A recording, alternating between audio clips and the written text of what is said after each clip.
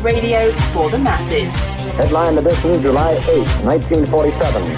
The Army Air Forces has announced that a flying disc has been found and is now in the possession of the Army. If the game is rigged, change the game. Game changer.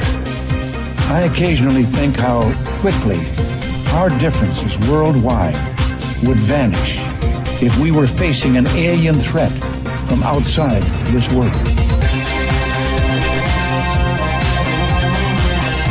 This is Fade to Black with your host, Jimmy Church, on the Game Changer Radio Network. Thank you very much. How you doing? Happy Halloween, everybody. Fade to Black. That's right. Today is Thursday, October 31st, 2024. I'm your host, Jimmy Church. Let's do this. It is Halloween. Happy Halloween, everybody. And if you're spending your time with us tonight, and I've said this all week long, you know, it's Halloween. It's one of the best holidays of the year. Everybody getting together and doing their thing. And if you're spending your time with us tonight for our Fade to Black Halloween special, it's an honor and a privilege to have you here. So thank you, everybody, for hanging out tonight. It's a great week on the show. Monday, we had Mike Ricksecker with us. Tuesday, author Kevin J. Anderson was here. And last night, Jim Harold. That's right, Halloween campfire last night. Tonight, it's Judika Illes with us, and it's our Fade to Black Halloween special that we do every year here at Fade to Black. And tonight, it's witches and spooky stuff all night long. So let's do this. It's going to be a great show tonight. And while you're here, just let me announce the 4 big events that I have coming up immediately. I've got a few other events that we haven't posted or made public yet. But right now, in a couple of weeks, I'm heading down to Peru and Bolivia with Brian Forrester. That is November 15th through the 27th. So no Fade to Black for a couple of weeks. But I'll be live streaming from Peru and Bolivia. Puma Punku. That's right. So that's coming up November 15th through the 27th. Right after that, it is the Conscious Life Expo right here in Los Angeles, California, February 7th through the 10th. This will be the 10th year of me hosting the biggest conference in the world. So come in and hang out with all of us right there at the Conscious Life Expo. Tickets go on sale November 3rd. The links for the Conscious Life Expo are below. Right after that, Rise of the Guardians, March 29th and 30th, 2025 in Sedona, Arizona. The links for that are below. And I have been announcing this, and I can't wait. I am going to arrange a UFO sky watch. Okay, so if you're going to be at Rise of the Guardians, let me know. And I'll share that information with you. And then I'm heading to the Midwest for the Contact Modalities Expo. This is in Delavan, Wisconsin, at Delavan Lake at the resort there. This is May 2nd, 3rd, and 4th, 2025. I'm going to be hosting. I'm going to host some panels, and I'm going to do a presentation. I'm hanging out with all of you. And then maybe if you're at Delavan, you can come have breakfast with me at a Waffle House, if they have one, right? Cracker Barrel, if we can find one. I'm going to do both. And then maybe dinner at White Castle. Yeah, it's the Midwest. I cannot wait. I'll see everybody there. The links for that are below. Tickets go on sale tomorrow. That's right, Friday, November 1st. You can go to the website now and look at the speakers that are there, and more announcements will be coming soon. All right, let's get this started. It is Halloween. Again, happy Halloween, everybody. And yeah. Aloha via satellite. Aloha via Palmdale tonight. And we are going to be talking about everything with Judika. And I want to talk about Halloween. She's got a book with 5,000 spells. She's got a lot of books out, and her links, head to her Facebook page. That is below. And you can also seek her out on Amazon. But all of her books, and it's spells, it's magic. and of course witchcraft. And tonight we're going to discuss Halloween and its origins. We're going to talk spirits, and I want to talk some spells too as well. All of that and much more. We've got a lot to get into tonight, and I would like to welcome for the first time to Fade to Black, Judika Illes. She's right there. Hey, Judika. Hi, thank you for having me. Hi, happy Halloween. Happy Halloween. Trick or treat. Yeah, trick or treat. I was talking to Christina Gomez earlier today about this with her audience. And yes, we have Christmas. Yes, we have Thanksgiving. And those are always, with me personally, battling, which is number one. But for me, Halloween is like in my top 3 now. So I think it's like, the current holiday, like today, it's Halloween. So this is my favorite holiday. Same thing for you? Yeah, I mean, a lot of people don't know this, but Christmas is actually also a big spellcasting night, traditionally, historically. So it's funny that you say that. Is that right? Yeah. I have another book called Daily Magic, which is a perpetual calendar, because, a lot of people think that if you miss Halloween, there is no other night for spellcasting. But actually, the whole 365-day calendar is punctuated with great days, maximum power days for spellcasting. So Halloween is one, but historically, over the centuries, Christmas has been too. I just finished. I don't know if you have seen this yet, and if you haven't, check it out. Agatha All Along on Marvel on Disney. Have you seen the series? I started it. I haven't finished it because I like binge watching, so I'm waiting until it's all out. The whole thing. Yeah. Last night was the 2-episode finale, which I had to wait for because I watched the first 6. Yeah. And then they took a week off. I was pretty upset about that. I didn't know what was going on, but they held it off for Halloween. That's fine. And so last night was the 2-episode finale, and I gotta say, it's excellent. Yeah, it's excellent. It's excellent. Catherine Hahn is fast becoming one of my favorite actors out there. She's great. And Aubrey Plaza just kills it. Yeah. So good.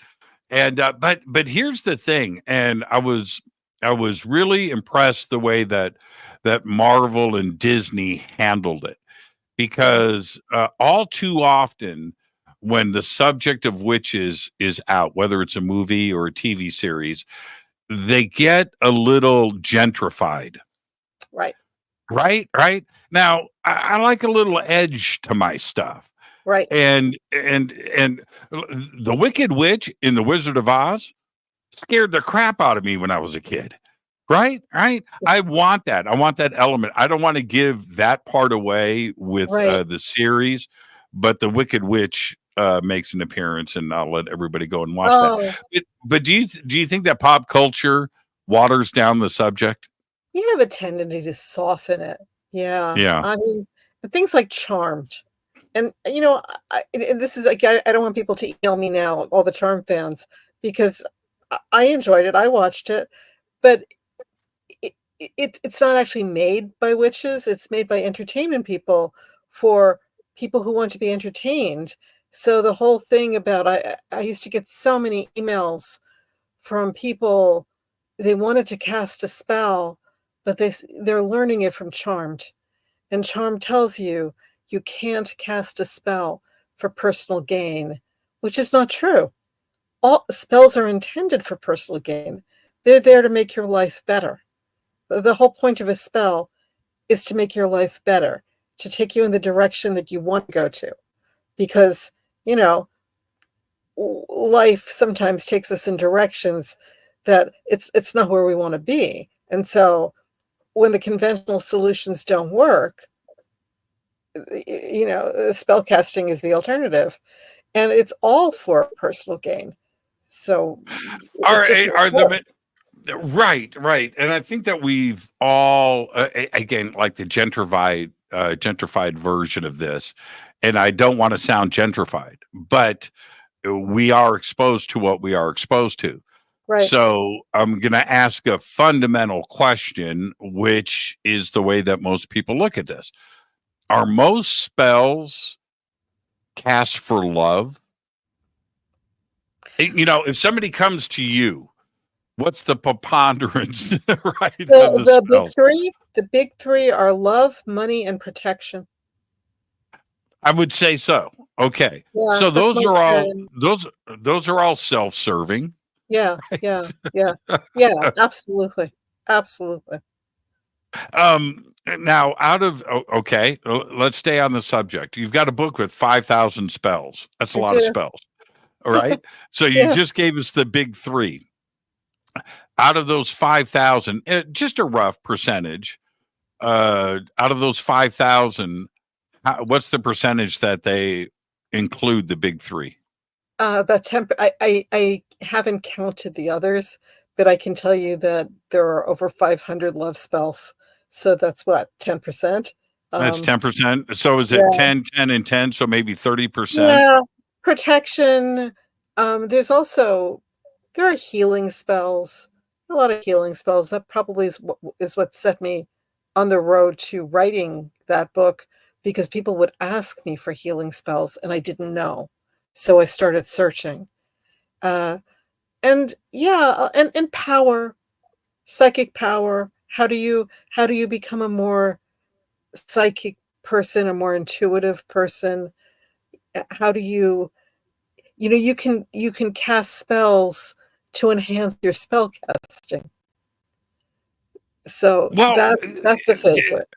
It's kind of like, and I really love that point, because if you look at something like D&D or the world of wizards and all of that, you've got all kinds of juice cards, right? It's not just I have a big D&D fan base, which I didn't know when I was writing the book. It's not what I wrote it for, but I know my mail, and it's apparently quite useful.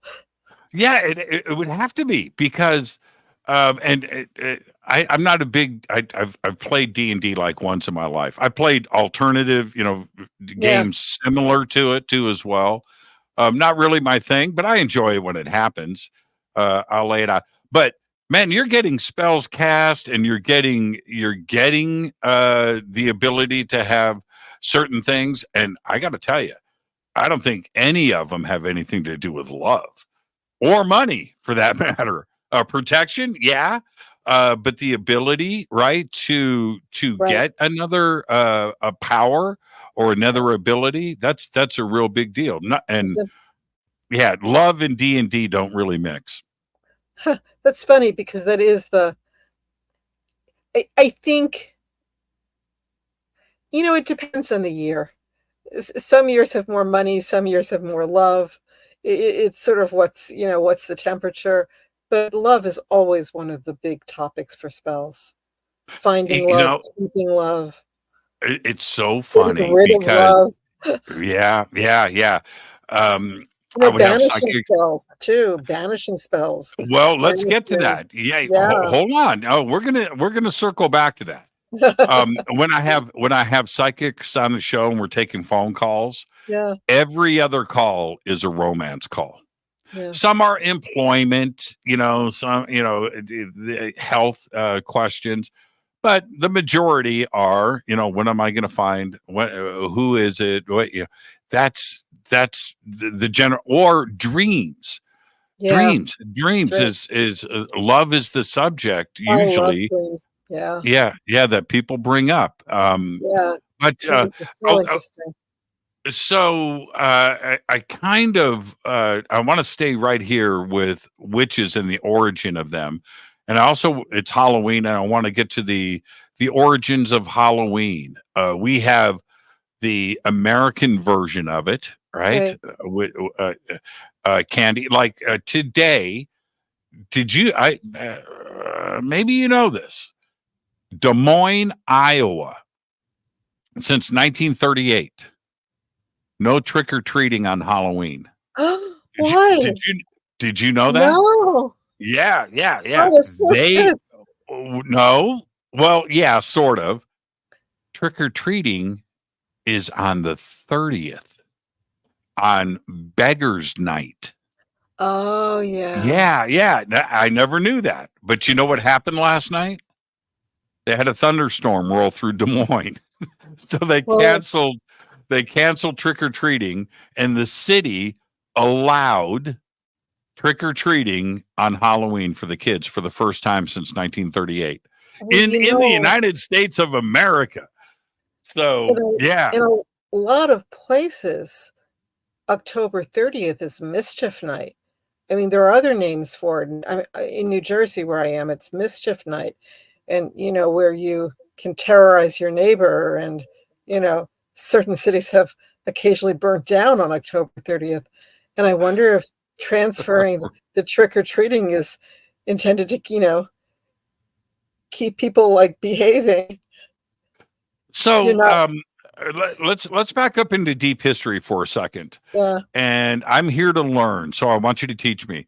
What are the origins of Halloween? Where did it get its start? There's not one root.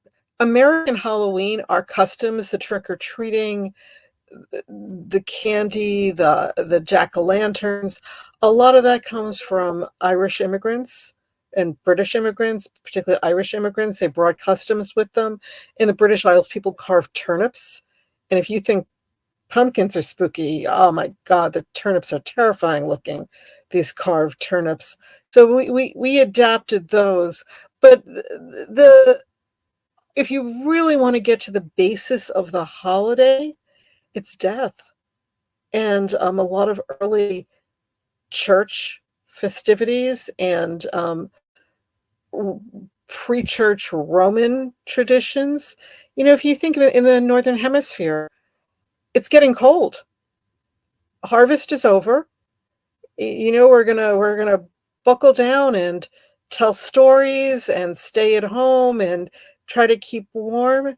And it is a season where we think of our ancestors and we think of mortality. And, in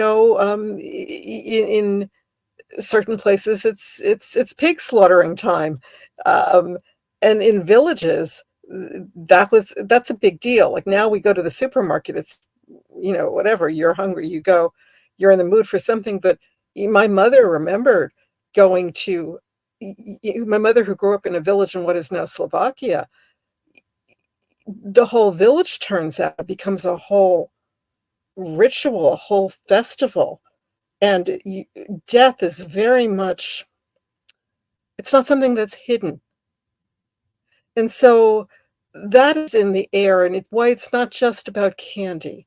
There is that spooky and edgy feel towards Halloween.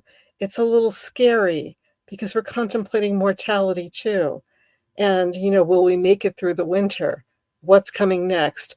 In the traditional Celtic calendar, they have 2 New Years. The year is split in half. There's a bright half, which begins on May 1st, which is also a pagan holiday. And the dark half of the year starts now, November 1st. So Halloween or Samhain or whatever name you want to call it, it's November Eve. And, it does coincide with the Day of the Dead in many, which people now associate with Mexico, but it's a church holiday and a very ancient one. It took over Roman holidays, festivities of the dead, honoring the dead, placating the dead. Not all the dead, our ancestors may be kind to us, but there are dead souls who come back who are maybe not in a good mood, and we want to placate them and keep them happy and keep them from causing trouble. And so all these things tied together bring us to modern Halloween. Day of the Dead. Yeah. I at least the Latino, right? The Mexican version of it. Dia de los Muertos. Yeah. They do it right. Yeah. I'm serious. I'm here in Southern California. It's a real big deal. Yeah, I it's used a to live real in big LA. deal. I know. Yeah. Yeah, and Absolutely. You go down to it's San Diego. it's yeah. And but it's beautiful. It's a Mm, gnarly celebration. I mean, it's like the real thing. yeah. And I remember when I was because I'm from the Midwest. So I've been in California for 40 years. But before I got here, I'd never really heard of it. I'm from the Yeah. Midwest, especially in the Yeah. 80s. Yeah. As close to we got to anything like that was Taco Bell. And I'm not making light of it. No, It's no, just the way no. that it I is. know. I'm old enough to remember. Yeah, Yeah, definitely. yeah. So coming out here, and I remember the first time I started to see the imagery behind it, and Yeah. I've got I don't have it. I didn't wear it tonight. I wore another skull ring, and well, maybe. Well, here's one of the candy skulls, Yeah. right? Which I love. I love that artistic representation. Anyway, so you see it in public, you see the posters, and then you see some of the and yeah, it's skulls, it's skeletons, but it's vibrant and it's a celebration. And once I started to understand it, I thought it was one of the coolest things. Like I said, they do it right. It's really a cool holiday. Yeah. It's that celebratory, but also solemn. It's not soft, what you were saying before about, witches on television. We, you want that edge. You want that edge. It's real that way. It's authentic.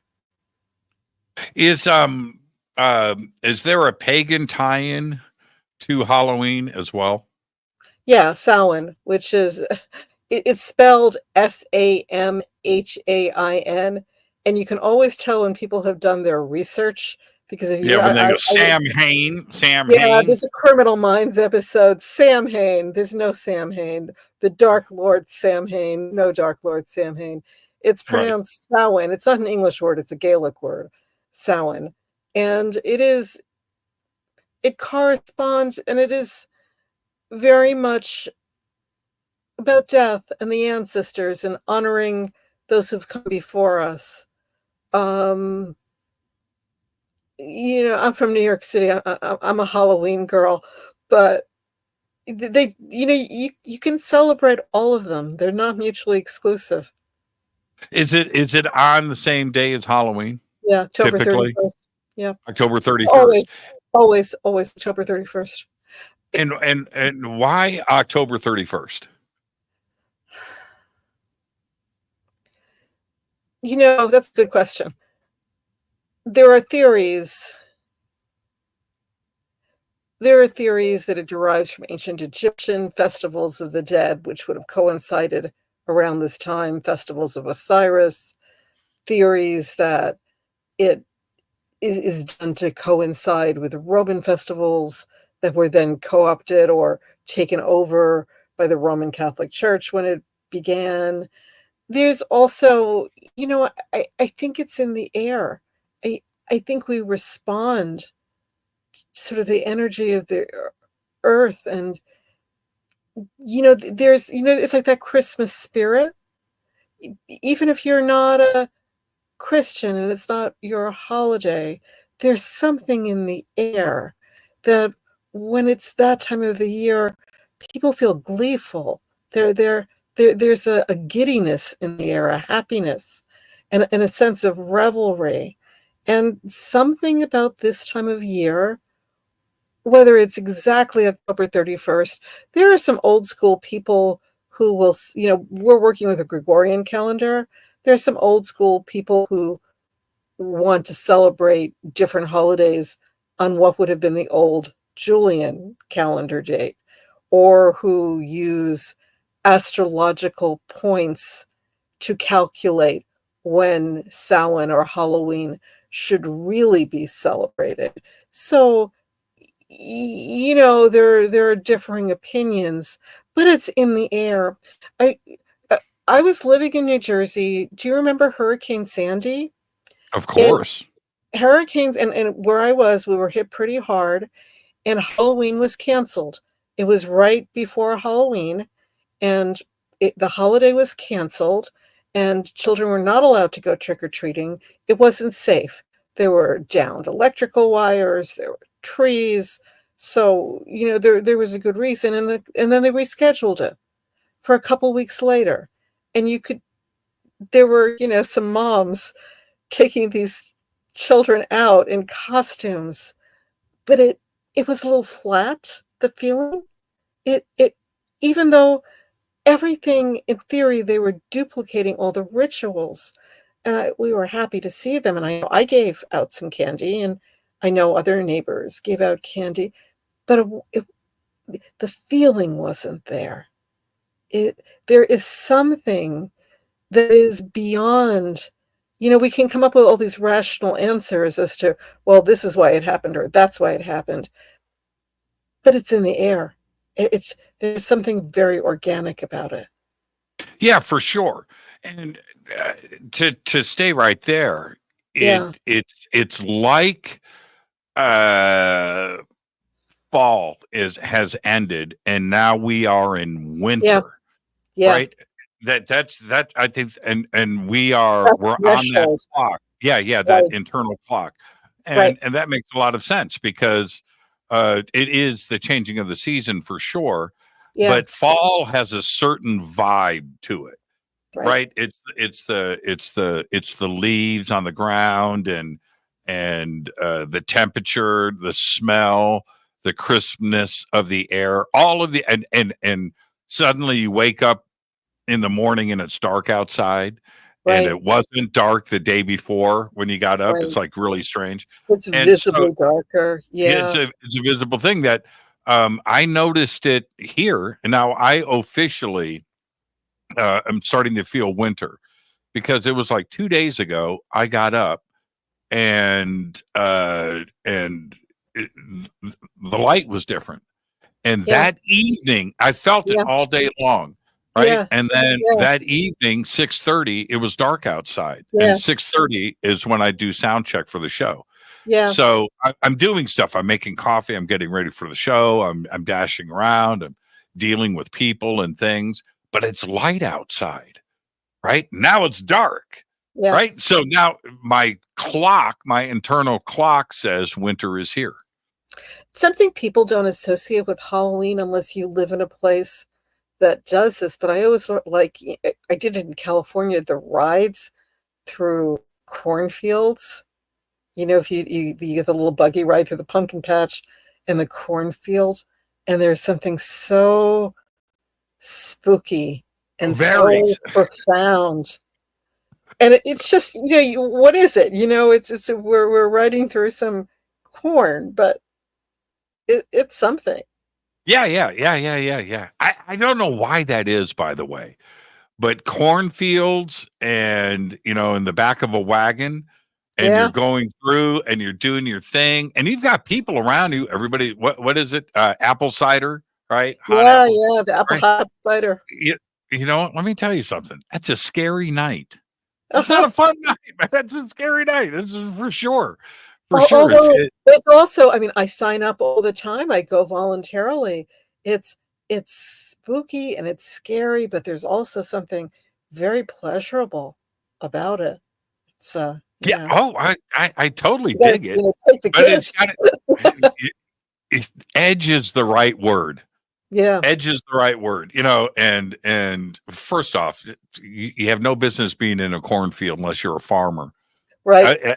Other than that, we've all seen that movie, right? Right. Now, that's the origins of Halloween. The other thing that we can't forget is, traditionally, and I would say experientially, this is the time of the year when the spirits start to, really kind of rush our plane of existence. Is that right? Yeah, well, it's dark.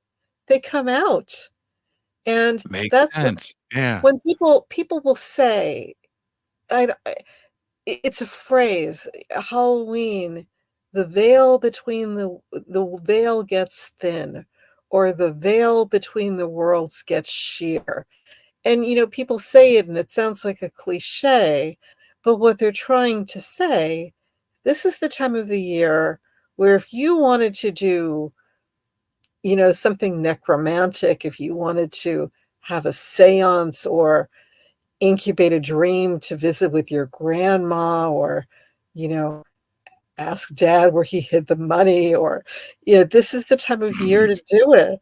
But also, they come to visit us, and people who are sensitive to this thing will start to, you start to see things out of the corner of your eye. You start to have dreams about people you haven't thought about in a while. And it begins about now, and then it'll continue. I mean, historically, a lot of people say it'll end in February. I think depending on where you are in terms of how long your winter is, literally where you are, location-wise. Some people will say it goes through April, through St. George's Day, which I believe, if my memory serves me, is April 19th, because that's, in a lot of folk magic traditions, that's the opening of spring. The earth opens up to fertility and greenness and new plants and new life. And, we're busy with other things. But in the dark winter, where we are visited, if this is your experience, we are visited by the denizens of other realms, the spirits and the ghosts and all kinds of stuff. Did you say, I'm not going to let this go, a good opportunity, a good time to ask dad where the money is? Yeah. I never thought of that. That's got to be an often asked question. I mean, how many times we don't think of these things when we're young, but then we get older and we realize all the things we didn't ask our parents or our relatives, or, our people who are no longer with us. We should have asked them this. We should have asked them that. They tried to tell me something, but I was young and busy. But now, where's the money? Where's the deed? Where's the family fortune? All those things. Right. You know what? I've told my daughter this so many times since she was little. It's drilled in her head. There will be nothing when I'm gone. I am going to spend every last penny. Oh yeah. So don't look for it. And that's it. I earned all of it. You go earn yours. Yeah. She's gonna get the guitars. She can go buy an island or whatever. Yeah. But I'm spending every last penny. There's not going to be anything left. My last day on earth is probably going to be in a casino in Vegas. And that's it, man. Well, that's better than spending years wondering where the money is hidden. Well, and I don't want people to fight over it. You know what? Right. No, it's not going to happen that way. No. She knows she's getting the guitars and the Harley or whatever, but money? Nah. I'm going to have a lot of fun in my twilight. Good for you. I am. But okay, so the thinning of the veil. And I like that concept, and it makes an awful lot of sense. But these traditions have to be old. This isn't anything new. No. And so I don't know if you saw this. I'm going to go with the origin of witches, and how far back does that go? Are we talking ancient Egypt? But there was a press release. I don't know if it was yesterday or the day before. They found a home in Salem with witches' marks on it. Yeah, I saw that. Yeah, you saw that? Yeah. That was, and I would have. Yeah, well, very interesting. It was a very interesting article in that it was one of the first times that this has been discovered. When you would think that it happened more often because of the Salem witch trials and the craziness that was going on. There's a lot of that in England. I contributed to this a book, Toshin, the publisher's Toshin, their Library of Esoterica, they have a book on witchcraft. It's called Witchcraft. And there's a section on witches' marks with illustrations. And there are a lot of these in England. It's unusual in America, but the people from Salem were Puritans. They were fundamentalist. And the witches' marks, in their way, they're a little bit of witchcraft again to protect against witches. So I'm not surprised that it's not found very often in Salem. Oh, that makes a lot of sense. Right. It's a bit of folk magic, but they were so strict. I mean, a lot of what happened in Salem to set off the witch panic there, 1692, were that people were engaged in folk magic, and they weren't supposed to.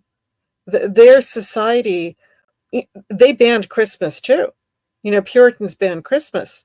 They perceived it as pagan celebrations, and it should be a serious religious holiday, and you should go to church, and none of this wassailing or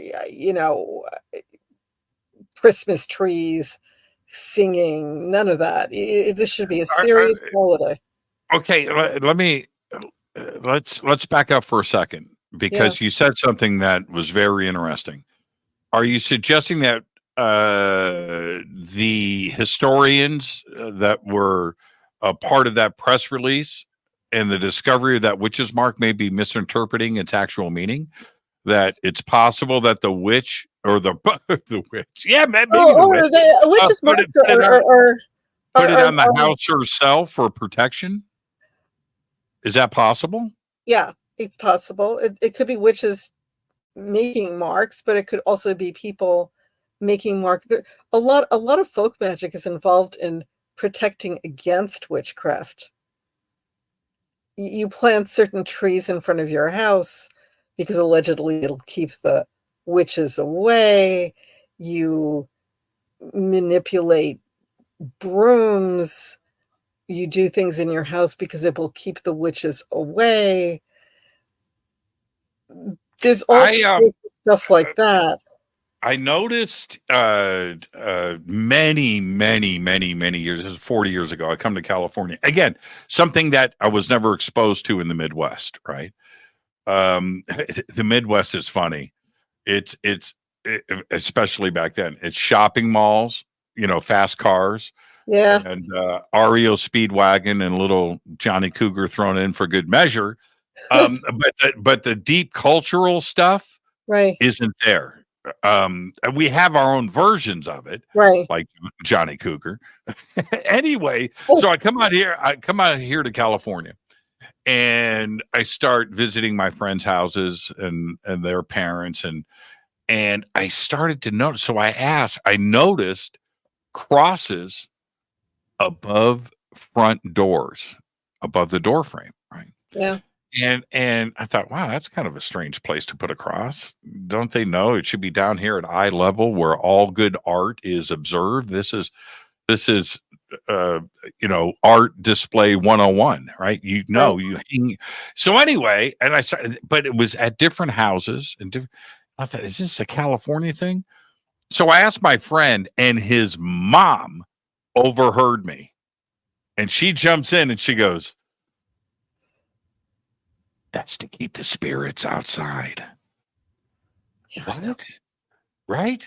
And this is a cross-cultural thing. It's not one culture here in California. This is a global thing. And is this something that goes back to Europe and Northern Europe and back to the Middle Ages? How long has that tradition been around? A long time. It goes to Europe, and then from Europe over here, to South America and North America. Right. There's an anthropologist's truism that nothing travels faster than a magic spell. That's true. People, the way people borrow recipes, people borrow magic spells, and they adapt them to work for themselves, for their families, for their cultures, for their circumstances. So yeah, that doesn't surprise me. People you know, people are nervous. There's a lot of scary stuff out there, and you want to try to, Well, have as much look protection at as you Dracula. can. Look at Dracula, right? Look at Dracula. Yeah. Yeah, yeah, absolutely. Now, to the origin of witches, what a great conversation. And again, everybody, happy Halloween. I am just so happy to be doing this show tonight. We do it every year, our Fade to Black Halloween special. And I could be out doing, everybody could be out doing other things. It's Halloween. Right. But to do this and gather my friends together, it's just so much fun. I It's just so much so love fun. this holiday. Thank you. Yeah. Now, so witches, different cultures may have another name Right. for Different a language. witch, Right. right? Right. And it's indigenous cultures in North Central South America, all over the place. It's all over the place. Norse, right? All Everybody's of got a the witch. everybody, Whether you like China, them, Asia. oh, Right. everybody's got a witch. Whether or not you approve of them, or you admire them, or you want to kill them, everybody's got a witch. There's no proof of this, but this is my theory. We all talk about, and we can envision our ancestors from 400 years ago. You can figure that.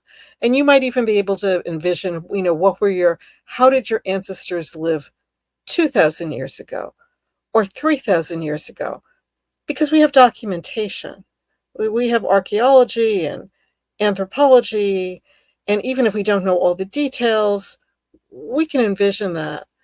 But if you are alive today, you are a walking miracle, every single one of us, because it means that every single one of your ancestors lived long enough to reproduce. And think about mortality rates from centuries ago. And even if they didn't survive, somebody cared for that baby long enough for them to live long enough to reproduce too. And so we go back to the beginning of human beings 20,000 years ago. Sure. 30,000 years ago. People who were painting cave walls. I think witches go back that far. I think that when you think about the first people. Anthropologists tell us we migrated out of Africa, or we migrated out of someplace in Asia. So these brave humans migrated for whatever reason to an unknown place that they didn't know. And somebody had to figure out which plants here, what were they good for? Which plants were going to heal us? Which plants which plants were going to heal us? Which plants were going to poison us? Don't eat that plant. Which plants might be psychedelic? Which animals were going to be friendly? Which ones we had to watch out for? Are there spirits in this place? How do we coexist? Because we had to survive. And I think the people who were doing the figuring out are the first witches. The word witch doctors. Witch doctors. We grew up with that term. Oh yeah, right. And it still exists. Yeah, it still exists. It still exists. Yeah. And so, every tribe, every town, every village had their witch doctor. You need a witch doctor. Yeah, a doctor and a witch, right? Both, right. And was probably the witch doctor was always or usually the most respected member of the community, the boss. And they had with the secrets. They had to be able to deliver. They had to know what they were doing. Right. Because if you were a failure as a witch doctor, people were going to stop respecting you.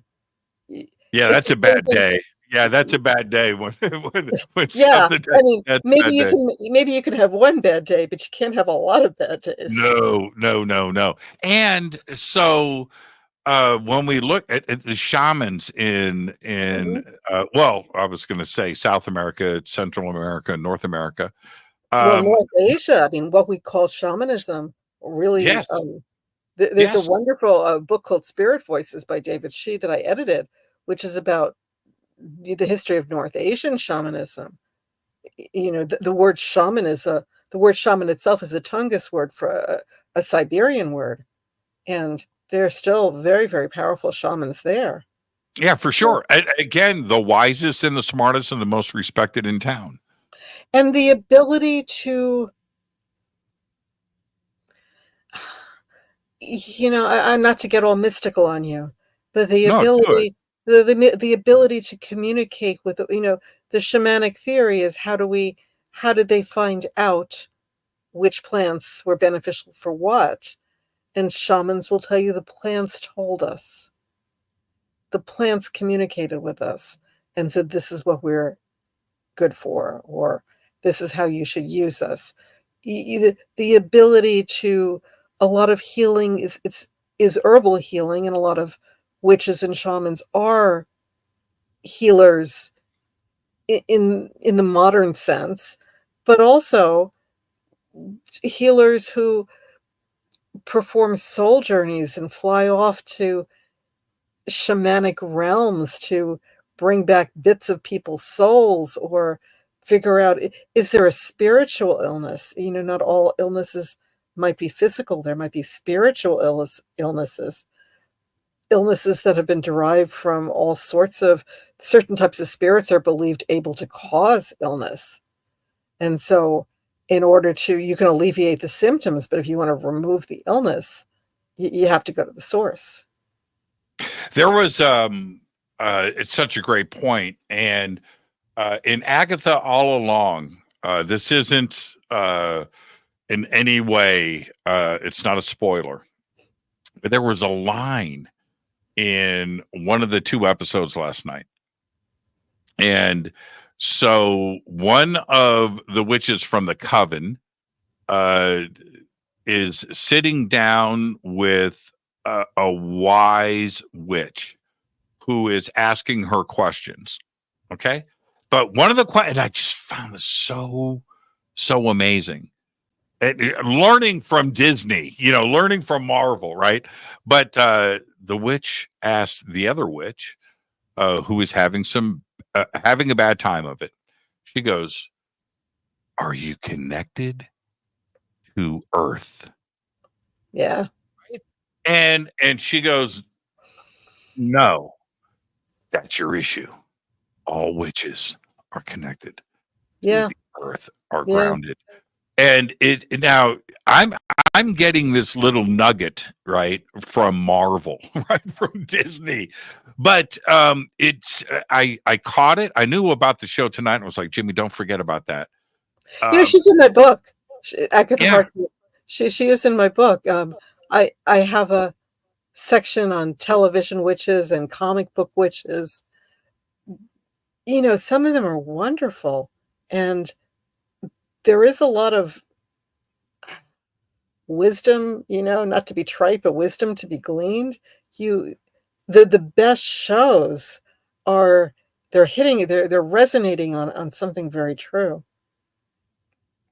So the Earth connection and the reverence, I immediately went to, well, that's roots, that's plants, that is Right. Trees, the elements, you know, fire and wind and earth.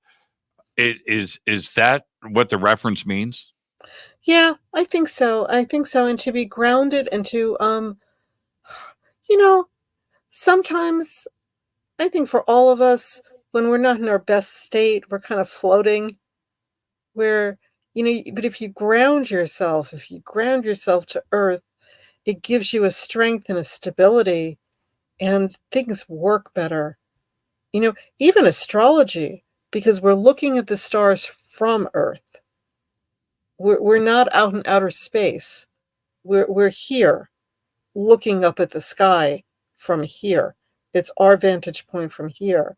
But definitely the roots, and that's a synonym for a witch, is a root worker. Plants and the creatures and the trees and all the wind, all these things is, if you feel your magical energy is low, one of the things you can do to build it up is just go outside and stand barefoot on the ground and let yourself feel. Like, what do you smell? California to me it's always the scent of night blooming jasmine. That I remember when I moved out there, I couldn't figure out what it was. I came from Hoboken, where to me the smell of Hoboken is fresh basil, because people would have it in pots. All the Italian grandmas had their little basil pots outside their door in the summer. It smells amazing. And then I don't get that sense. Well, I do here. I live in the desert now, but yeah, I lived in Los Angeles, Pasadena, North Hollywood, yeah, yeah, for forever. And when you get off the plane, so I remember I had been away for about 6 months, 8 months, and I come back and I walk out of the doors at LAX, yeah, right, and breathe the air. yeah, And it felt so good to be back. But what yeah. I smelled, and I'll remember like it was yesterday, I didn't smell jasmine. I didn't smell the poppy fields. I smelled like a mix between urine and beef. Diesel. There's just there's like Yeah, this these things are very rotting, yeah. personal. These things, but it's like the smell of home. It's like very, very personal. I mean, not everybody's going to like this, but one of the things to do, if you don't mind the Santa Anas, stand outside when the wind is blowing and just let it blow over you. That's Mhm. a cleansing spell. It'll blow away any kind of spiritual residue, any kind of, blues you may have. It'll blow it away, and then you feel your feet in the ground, and it's a very magical thing. Yeah, out here in the desert, I've got it all.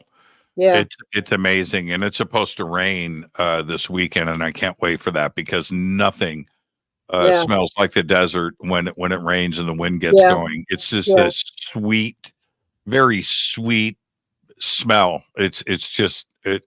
Also, because everything is coming to life when it rains in the desert. It's the next day. right, There's life where there was nothing the day before. right. Now, okay, I'm going to go And back that's to magic. Agatha. I'm That's going to go magic. back. I'm going to go back to Agatha for a second. There was a moment, and so I was fact checking this, in real time during the show. So I'm jumping on because I was hearing things, and one of the statements was, well, no, I'm going to turn it around. But I got this question I got from Agatha last night. If a client comes to you, if someone comes to you, lost love, daddy's missing money, right? Whatever it is, right? Right. As they come to you and you do your thing, that's for them. Do Right, you concern yourself with them and whether it's self serving? And do you, as a witch and somebody that knows all of the spells, do you perform spells and magic to serve yourself? oh yeah, of course. You do it. Oh yeah, I think You that do I think lottery numbers, what? now, different people. The thing with magic spells, as maybe with anything else, is we all have specialties. They're all things that we find out that we're good at and that work for us, and maybe some things that don't work for us. And the only way you're going to find that out is trial and error. I really recommend that. I teach spellcasting classes. My books will teach you how to do it. And I think everybody should cast their own spells. I don't, I don't there are people who get paid to cast spells for others. I don't do it. That's a headache. Nobody, and it leaves you very vulnerable to someone exploiting you or taking advantage of you. No one, you are casting it. Every spell has two components. One is you, the spellcaster.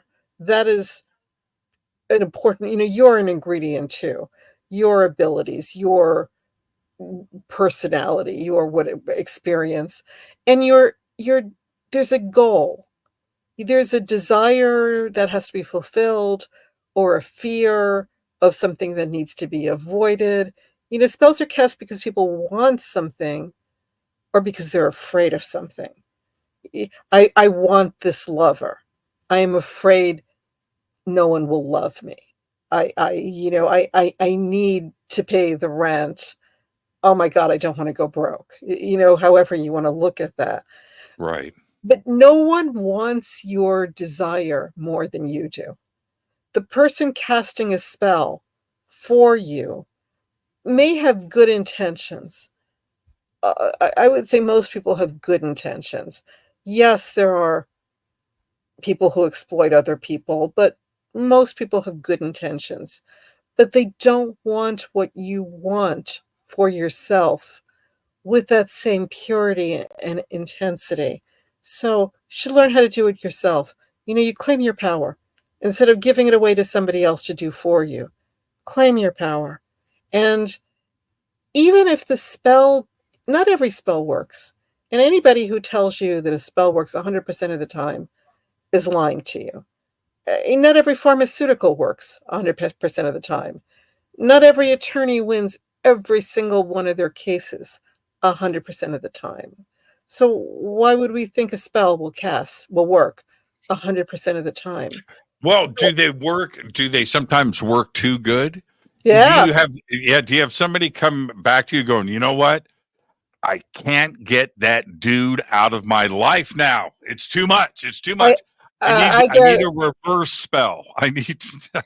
No, you're not kidding. I get asked, Yeah. And I mean, there's a lot of spells have a bad reputation, and there's a lot of propaganda and indoctrination, and people will say, oh, is spell casting dangerous?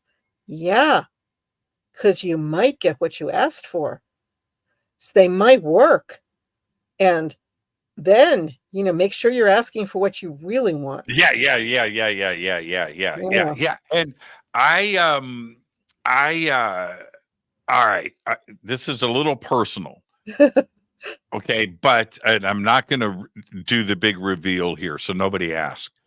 I was sort of dating this woman 30 years ago, 40 years ago, and in Hollywood. And this lasted for about a month. But so I go over to her apartment maybe 2 weeks in, and I see some crazy stuff there. Not crazy, but just interesting that you wouldn't normally see. Sculptures of dragons and a crystal ball and depends on your company. Yeah. Just Yeah. Right. Now I'm just kind of looking around. Okay, that's pretty interesting. A couple of weeks later, she sees me. We weren't exclusive, but she sees me at a club talking to another girl, another woman. Okay. That night, she pulls me aside at the club and she says, I will cast a spell and your pee-pee's going to fall off if I catch you talking to another woman. And the threat, right? The idea, there's a lot of spells like that worked. She didn't have to cast the spell. She only had to say something like that. And that's the other thing, right? Spells have that aura, that mystique about them where people don't want to, that's something that people don't want to mess with. Well, if you're really casting a spell, you should probably real spellcasters are very secret about the spells they cast. But that is also, the threat of a spell is very important. Do you know the New Orleans coffin spell? It's a little coffin. I want you to tell me, but I'll say this. I spent 3 days lost in New Orleans with one friend and two girls that we met there. This is 40 years ago. Yeah. And 3 days with no sleep, walking around the world, just different. And I'm going to tell you, that's real stuff. It is real stuff. That is real stuff. Yeah. I remember rolling out of New Orleans. I'm rolling out with my friend, rolling out. I'm going, man, I am lucky to be here. And just let's put that in our rear view mirror. Let's go. This is something that is very effective, although it's not really real.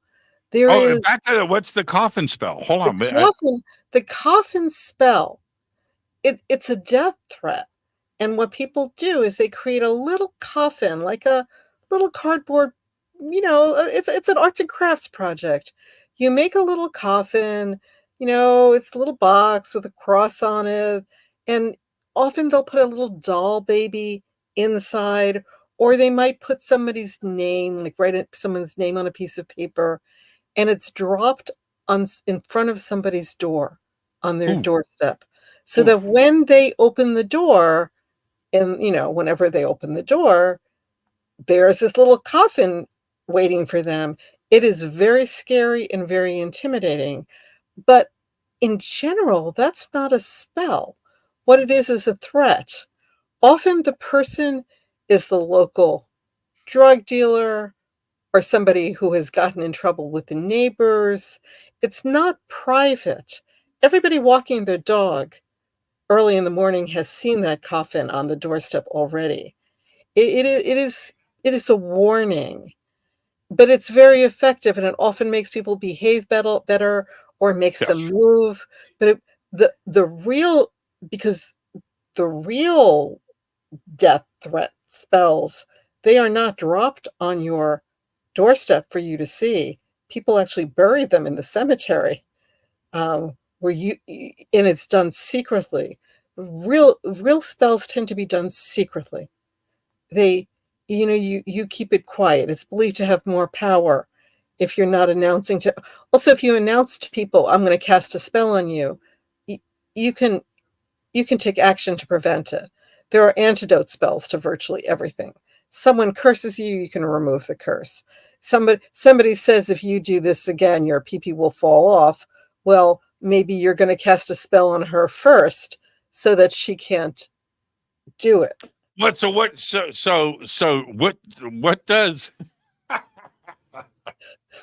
what does one do in a situation? When I call you, right? Uh-huh. And I'm like, Judika, okay, I got a problem. I need your help. Well, what is it? I got a spell cast on me. My pee-pee's going to fall off. And do you go, okay, page 249 of my book, Jimmy, it's right there? Or are you going to equip me with what? And do you have to go and look this up? Like you see witches do, right? They pull down the big books and they got their notebooks and they're flipping through and some leather-bound ancient tome. What do you do if I give you that phone call? In general, you need to find out how the spell was cast. Well, what if you don't know? Well, sometimes sometimes you actually got to find out. That type of a spell is usually cast by someone you know. That's not some random stranger casting a spell on you. You can't call the spell giver. You would have to have like a best friend intervene. That kind of a spell, and it is actually in my book, Encyclopedia of 5,000 Spells. It doesn't fall off. It just doesn't work with anyone but the spellcaster. Yeah, there is a spell for that. No. Yeah, no, and it is usually done with a piece of string, and that string is somewhere. In order for the spell to keep working, that person has that string. So usually you have to find that string, and there are knots in that string, and you need to find that string, untie the knots, and then maybe not have sex with that person because they're going to do it again. Right. Right. Or, But these are real world questions and real world problems because these are ancient spells. right, These are right, right. really ancient spells. I mean, there are. I mean, there are. So let's just say you don't know who cast the spell, and you don't. You don't have access. Maybe you've broken up with this person, and they're just spiteful, and you will never get a hold of that. Maybe they burnt that What do they spring. say? Health hath no fury, Oh yeah, right? like a woman Like scorned. Yeah. like a witch scorned. Yeah. Well, there are amulets that you can use, and there are spiritual entities that you can invoke to remedy that situation. And for an example, there is a type of a root, and if you know your blues music, High John the Conqueror root, and it is a lucky root. Muddy Waters sings about it. The High John root, and it is allegedly. I make no promises, but the reputation of this root is it bestows virility on men. So you need to get that root, and you need to maybe there are spells you can do. If people are interested, it is an Encyclopedia of 5,000 spells.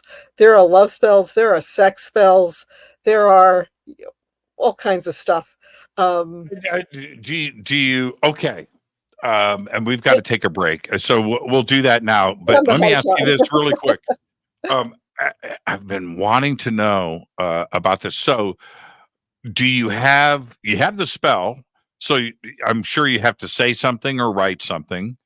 Or, Sometimes, no? not always. Well, Yeah. I'm getting ahead of myself. Okay, you can answer that. But the recipe. And so when you include the recipe, but you have the witch's words, and then you have the real, the the normal word of it, like hogwart or whatever, frog. No, These no. I will tell you. I mean, there are somebody else may tell you something different. right. Magic. Anybody can cast a magic spell. You don't have to be a witch. Anybody can cast it. Magic No, is for but what the everybody. rest? You should speak. You should not speak words that you don't know what they mean. You should speak in English. You should be precise and concise. You should understand every word. If it is a word with a double meaning, an innuendo, it could possibly be interpreted otherwise. You should be very careful about that. Spellcasting will teach you a lot of things, especially mastery of language. You will really listen to the words. I would not recommend any kind of hogwart, abracadabra, Right. Latin. I mean, Latin is Right, fine if you speak Latin, but if you don't speak Latin, you don't know what you're saying. right. I That mean, makes sense. you're saying something and you don't know what it is. You don't know what you're bringing into your life. Words are very powerful. Say, English is my best language. Do everything in English. Now, if somebody doesn't believe in witchcraft, magic, spells, Sure. Plenty of people. does that mean that the spells won't No. affect them? No. It's got nothing to do with that. Right. That's like my saying I don't believe in insulin. Well, if you shoot me up with insulin, I will learn to believe it. You don't have, and you don't have to believe in it either. You have to believe. The one thing you do have to believe is that you're casting a spell because you want something, and there's something missing in your life or something wrong, and you have to believe that it is possible. It is just possible that life could get better. If you are extremely depressed and you feel that you're not worthy of happiness, and you're just convinced that nothing in your life can get better, it's like driving with the brakes on. It's almost like a self-fulfilling. The spell is not going to work because in some ways you don't want to be proven wrong. You're convinced that life won't get better, therefore this can't work. It's hard for a spell like that. Maybe I'm not telling you it'll never work because it's mysterious, but that's a hard thing. So you have to, the one thing, you just have to be willing to believe that maybe your life could get a little better. Maybe you could get what you're asking for. That's really the only requirement. Our guest tonight, Judika Illes, and we will take a break right here. Judika, stay right there. This is Fade to Black. We'll be right back after this short break. Stay with us. Happy Halloween.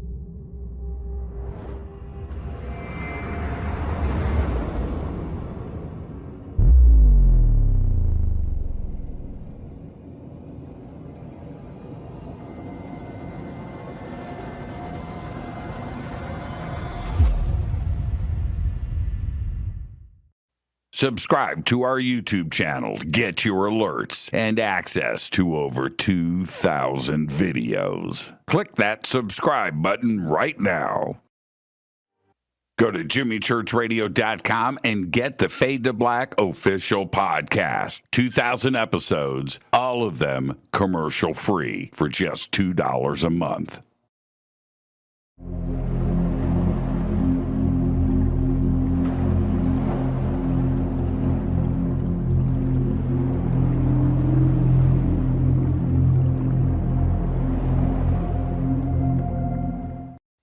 Watch Into the Vortex on Gaia TV. It's Fade to Black for the screen. Simple to do. Go to Gaia.com, search Jimmy Church, or click on the link below. Follow Fade to Black on Twitter at JChurchRadio. Get all of the show updates every single day. It's now called X, but who cares? How you doing? Jimmy Church here. Special announcement. Get your Fade to Black t-shirts. That's right. Help support the show. Help support everything that we do over here. We've got 2 t-shirts. We've got 2 ways to get them. Get your Fade to Black t-shirt today. Go Backley Tappy. Go to jimmychurchradio.com and become a Fadernaut. Get a membership. That's right. Everything is commercial free. You have access to downloads, and you get to call yourself a Fadernaut. River Moon Coffee, makers of the Fade to Black blend. Truly the best coffee on planet Earth. Just visit rivermoonwellness.com or their Amazon store. It's all simple to do. You can check out the Fade to Black blend, the Game Changer blend, or any of their Black Moon Wellness products. It's the only coffee I drink. It is the best, and it's Doc. Again, rivermoonwellness.com.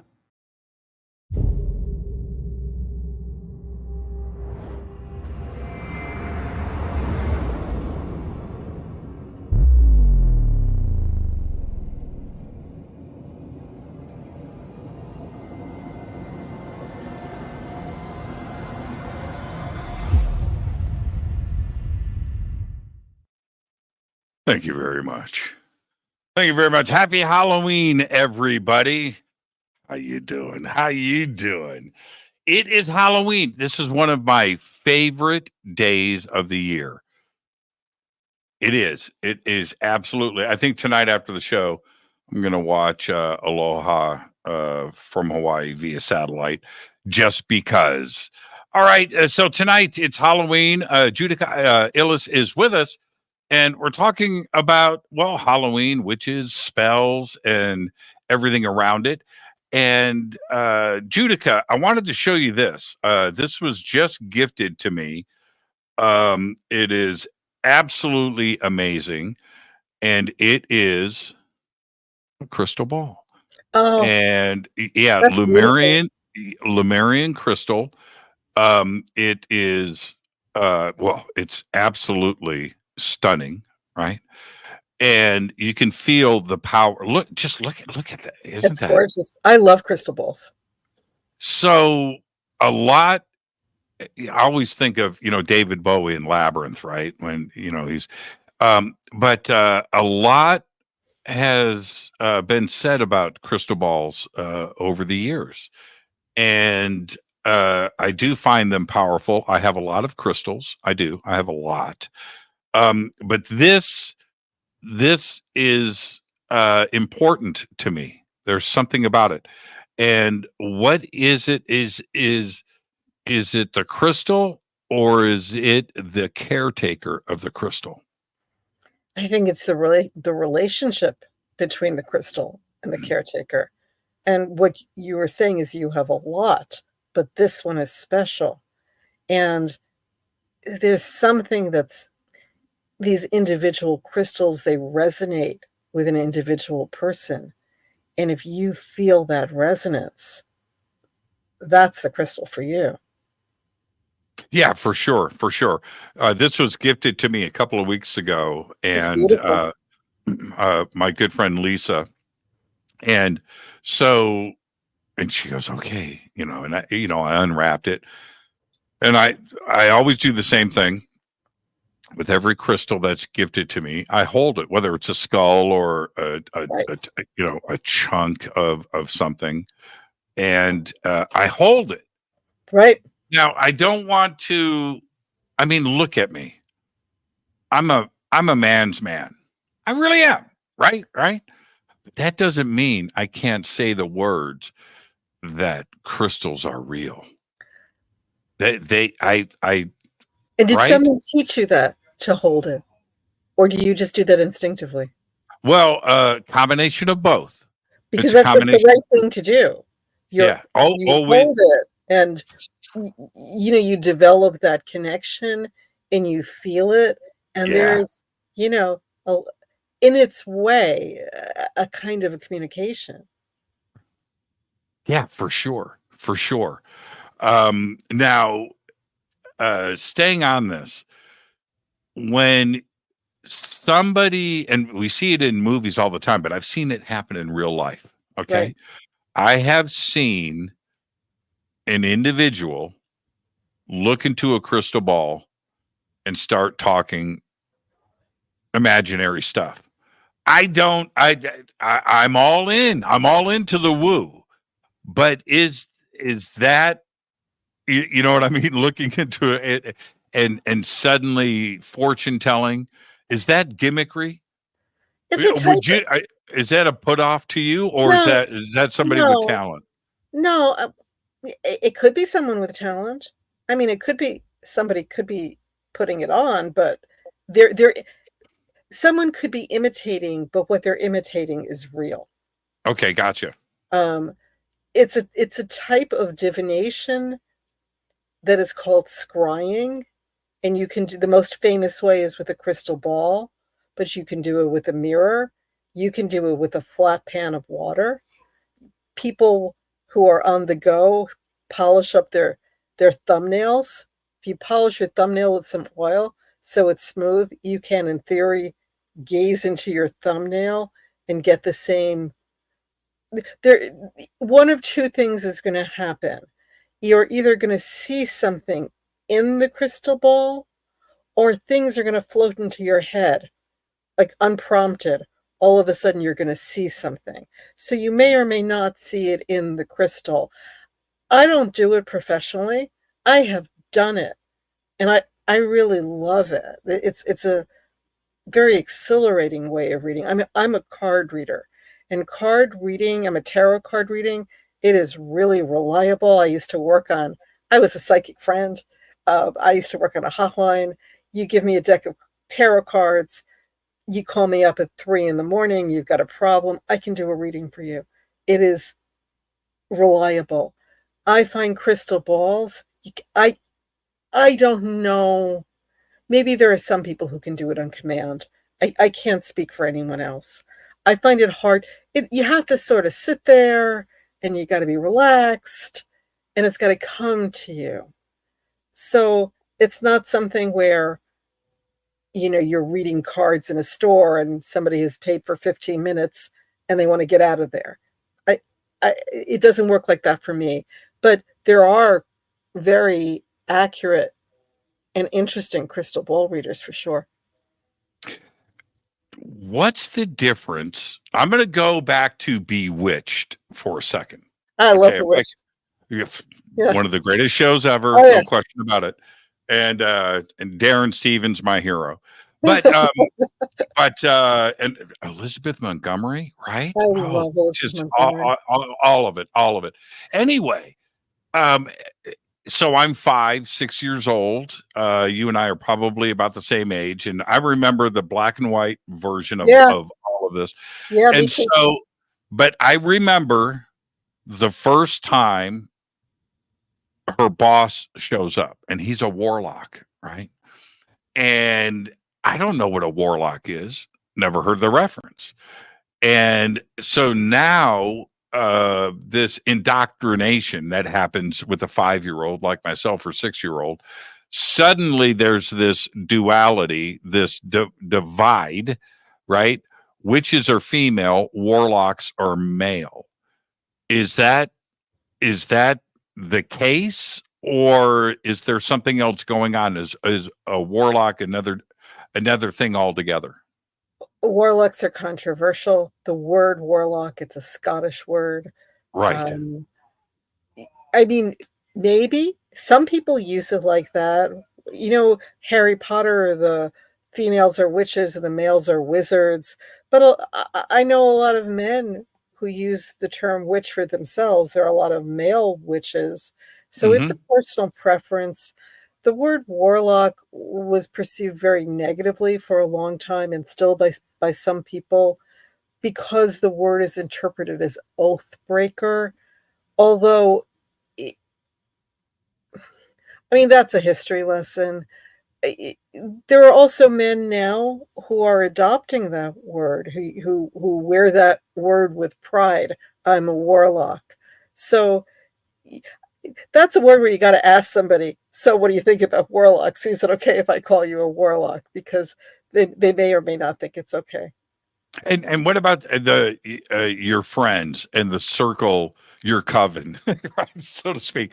How do you guys feel about the word warlock? I don't personally have a problem with it. You don't have a problem? No. I mean, the word oath breaker, it was during the witch hunting period, and Scotland historically had one of the worst witch hunts of its time.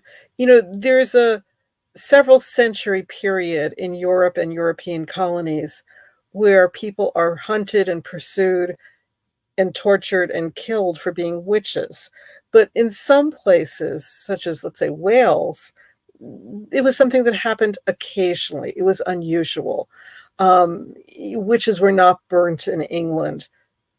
They were hung, but there were relatively short periods of witch hunting.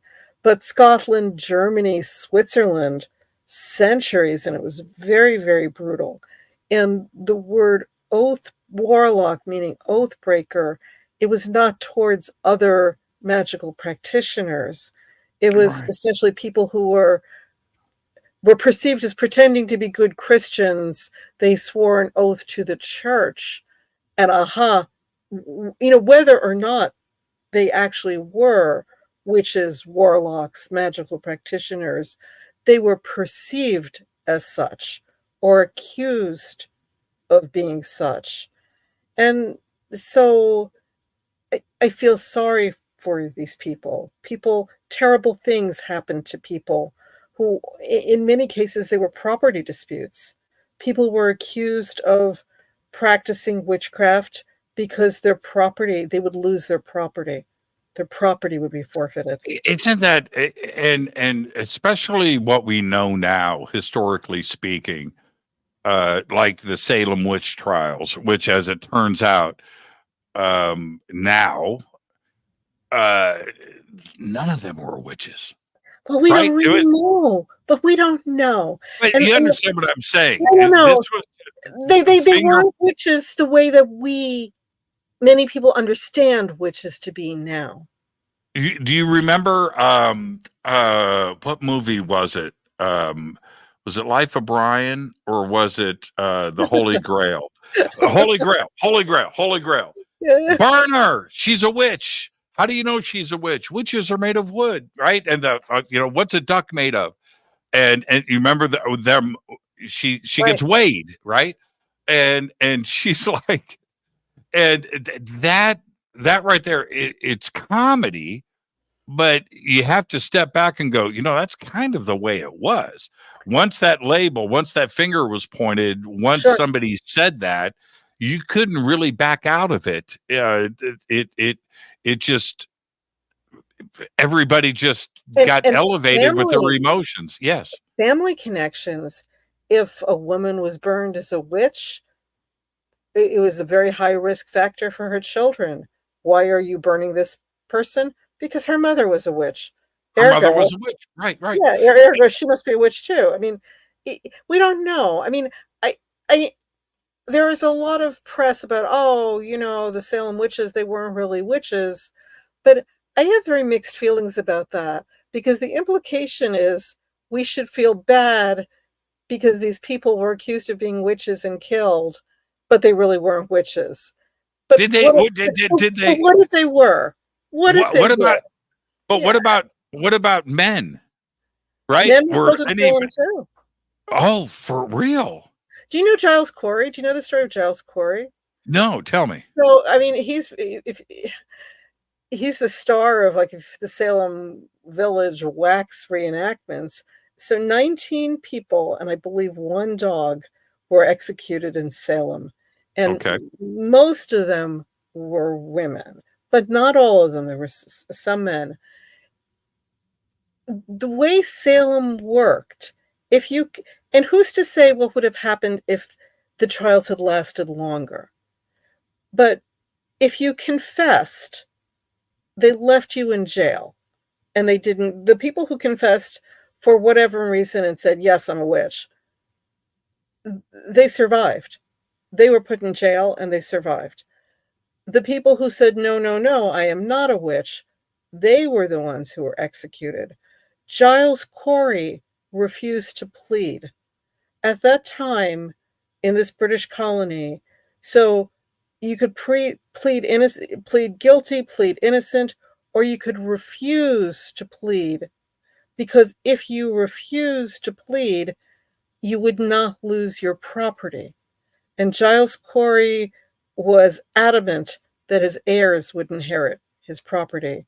And so the way Giles Corey died, he was pressed to death. They put stones on him.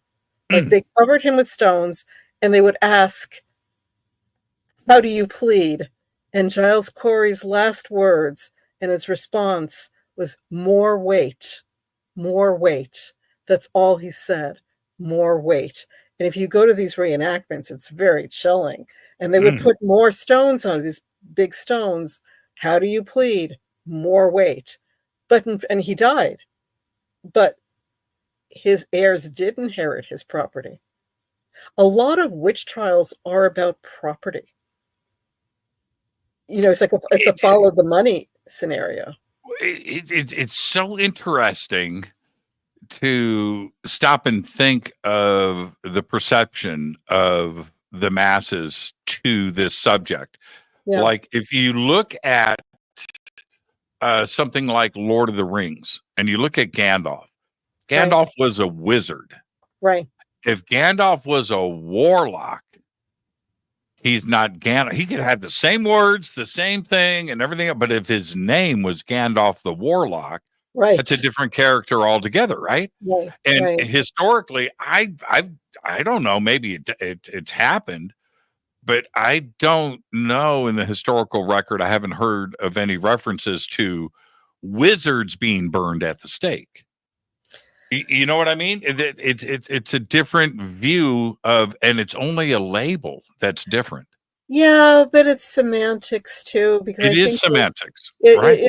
If they decided that they were going to burn you, maybe they stopped calling you a wizard and started calling you something else. I mean, Dr. John Dee, who is Queen Elizabeth's astrologer and her magician.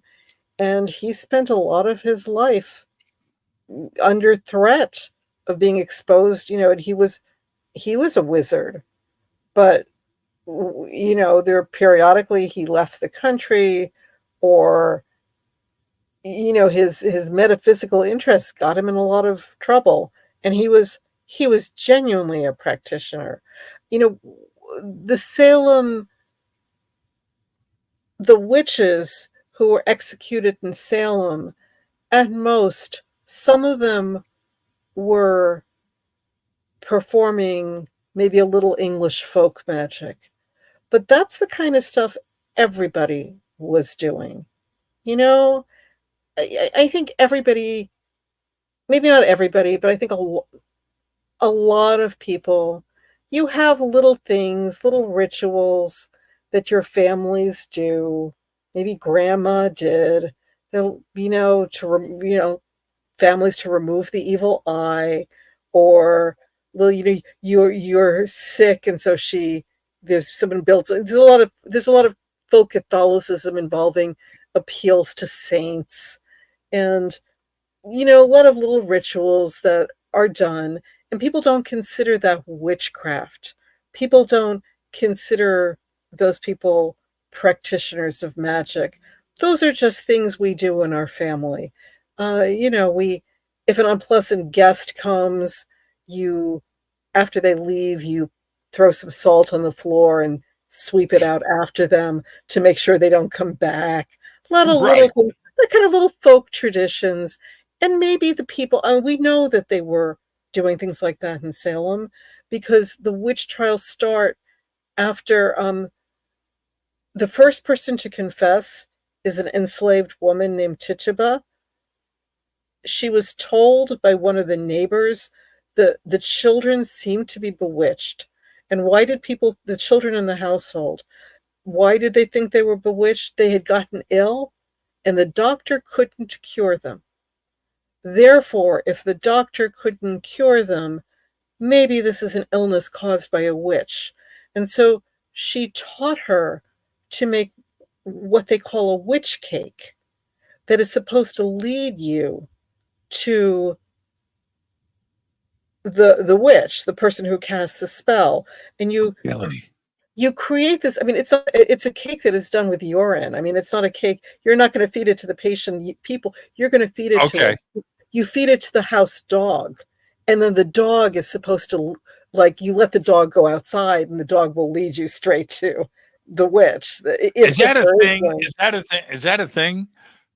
It Is was that a a bit thing of for? English folk magic says it is. Wow. I mean, it wasn't at that time. It wasn't an unusual thing, but the woman. So a woman from England, taught essentially the family slave to do this. She was a woman from Barbados. She was a stranger in their midst.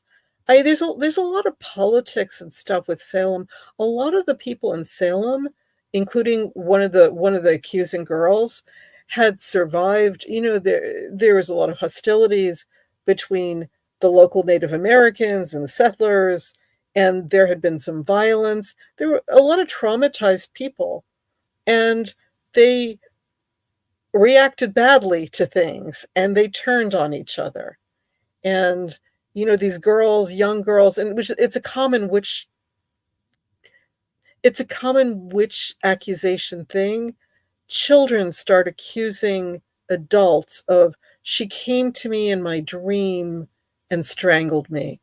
She came to me, she's here right now. How can you not see her? I see her.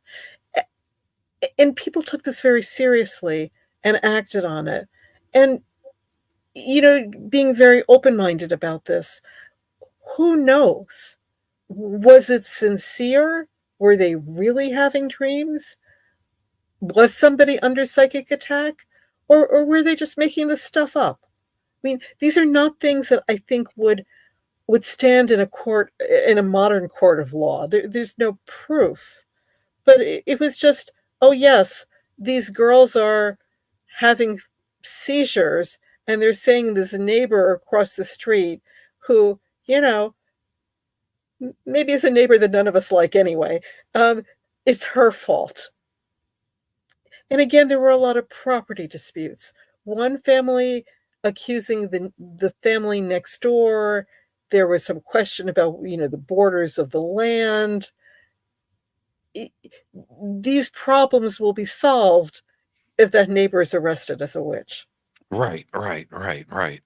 And the other part of this, which is just said which is not witches, which is we have the question of a spell or magic, which is which. And I just said it again, which is which. But when you have something like Harry Potter, right. When you have something like Harry Potter and everybody's got a magic wand and they're throwing lightning around, and using stuff, that's not a spell, right? Is that magic? I mean, yeah, Harry Potter's not a realistic depiction of magic. Harry Potter's fun though. It's fun. Oh, it's fun. I always think Harry Potter. I happen to like Charles Dickens books. Oliver Twist and Great Expectations. I think a lot of the success of Harry Potter, it's like very much the formula of a Dickens book, but with magic. It's like the special effects. You've got the poor noble orphan boy persecuted by his relatives. Then there's a change of fate. But it works, but it's not. It's like what I was saying about Charmed. It's not a primer for magic spells. Magic. So the theory, magic itself is a type of a current, a type of an energy that runs through the universe. You hold your crystal and what you're feeling is magic. And there is an ancient Egyptian creation myth, one of many Egyptian creation myths that really describes this. So the creator has created creation, and the creator looks out upon creation and sees that not all is good. Everything is not good. And in particular, human beings are destined for heartache. It's a hard life out there. And so the final creation is something that the Egyptians called Heka, Heka, which is magical energy. And it is just something to be used to, quote, ward off the harsh blows of fate. And that is what magic is, this energy that is out there that sometimes we can really feel it. You're standing outside in the Santa Anas, or you're seeing this beautiful, the moon, or, a Halloween, that energy in the air. That's magic. And there's no proof of that. But I always point out that when Marie Curie was looking for radioactivity, which is a different kind of energy, people laughed at her. So other scientists mocked her. So, until there it was and they couldn't mock her anymore, no one believed that energy was there. So I can't, there's no scientific way for me to prove to you that magical energy is there. But I can feel it, and I think a lot of other people feel it. Magic spells are created by people, and it is an attempt to harness this magical energy in order to achieve a goal. And that's the spell. The conceptualized harnessing, conscious, spells are conscious. We may all be casting spells accidentally. When you blow out your candles on a birthday cake, you are casting a spell, even 100%. If you don't know you're casting a spell. 100%. So we say things. Well, some spells are totally verbal. So sometimes we say things. You can cast a spell on yourself. And that's there's a lot of power of positive thinking, casting a spell on yourself, so you will have confidence, and you can go out and do things that you're not so sure you can do. Oops. Yeah. Oops. Yeah. Oops. Yeah. Oops. Yeah. And tarot. So I'm going to go back to Agatha really quick. By the way, I looked her up, and I'm like, wow, this is so I really forced myself into paying attention to the storyline and how this was represented. It's a really good series. Everybody go and check it out. It's fascinating. Anyway, there's an introduction to tarot in one of the episodes, and what I found funny about that was it was some of my own experiences with tarot in real life. In that, tarot cards are just cards with pictures on them, right, with the name of the card on. You know what I mean? Okay, so you have that element of it, and it is who is doing the reading.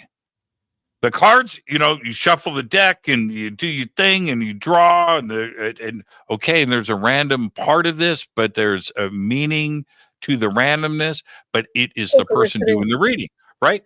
And so in my own experience, I've had bad readers. Oh, yeah. And I've had readers that have messed me up for weeks, right? Yeah. I'm just thinking about things and how it's done. Well, that was done last night in Agatha very effectively, where they were pulling cards out. They don't know what they're doing, and somebody's doing the reading, and it's all misinterpreted, and bad things were happening because of anyway. And then a real reader did the real reading, and this is how this is, and that's actually tarot in real life, isn't it? It's not the cards; it's the reader. Right? Yeah, I mean, it's a little. I mean, you think people are very afraid of Ouija boards, but what's a Ouija board? A plank of wood, with some drawings on it. It's careful, Judika. No, I like Ouija. No, and I think Ouija boards work. I'm not. Yeah, choose your words wisely. But I mean, if you think, but I would say the same for cards. They're more than just pictures. Sure, so it's not just random pictures.